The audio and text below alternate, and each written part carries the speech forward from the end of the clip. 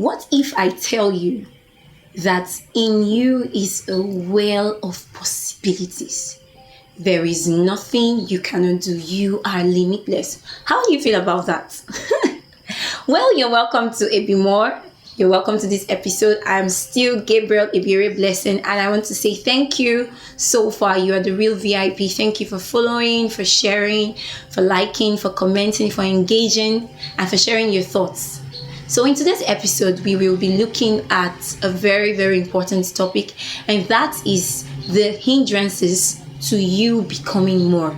What are the things that could hinder you or that will hinder you in your journey of becoming more? There are a zillion and one things that will hinder you to becoming more, but we're going to be looking at a few. You could drop yours in the comment section. So we're going to be starting with one, and that is faulty thought patterns. Yes, faulty thought patterns.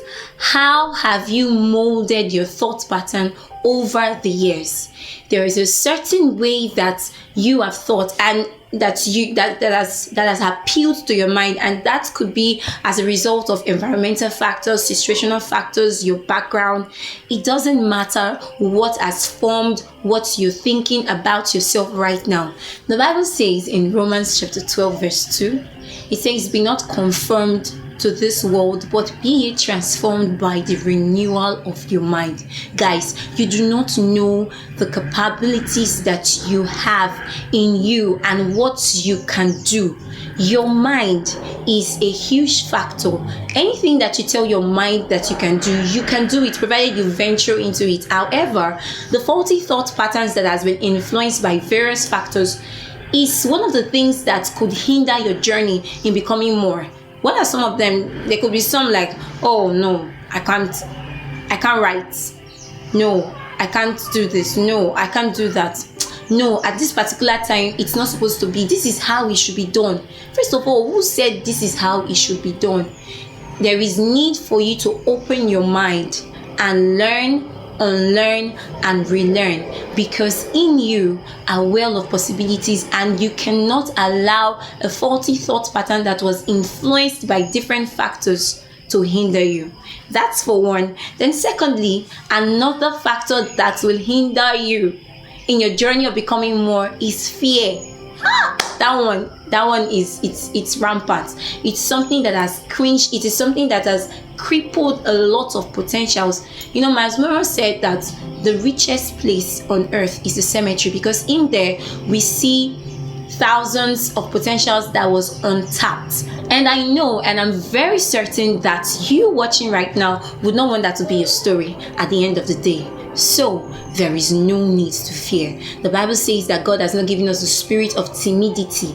There is no need to fear. Just launch out. Fear and risk are sisters. You just step out and know, and you will be amazed and wowed at the things and the potentials that is in you. There is no need to fear, guys. Thirdly is self-doubt. What is that thing in you that is making you doubt yourself? Who has spoken to you that is making you doubt yourself?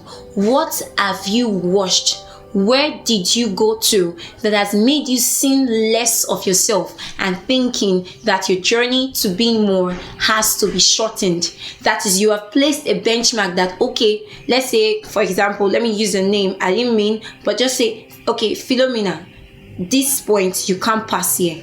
I can't do this. No, this is not meant for me. This is for other people. Who told you? How did you get there? Guys, there is no need to have to doubt yourself. There is no need to doubt yourself. You can do all things through Christ that strengthens you. There is no need to doubt. God has given you things. God has given you potentials. God has put a lot in you. And there is no need to doubt yourself. Why? Because your Creator has a lot of faith in you. And then finally is the leech that has eaten deep into our society. And I call it WWPS. You want to know what it is? WWPS is what will people say.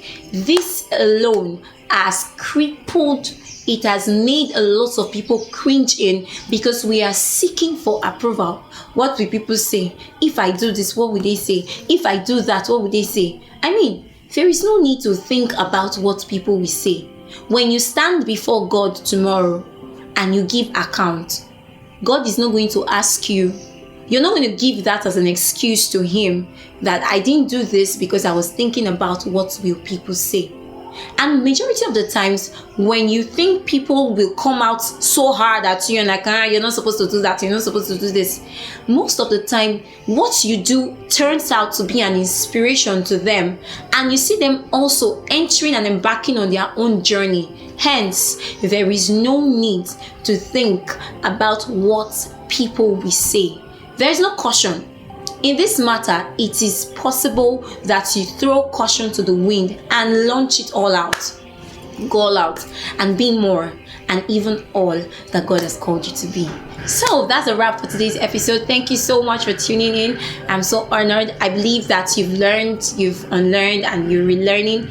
Don't forget to drop in the comment section what else could be a limiting factor in your journey of becoming more.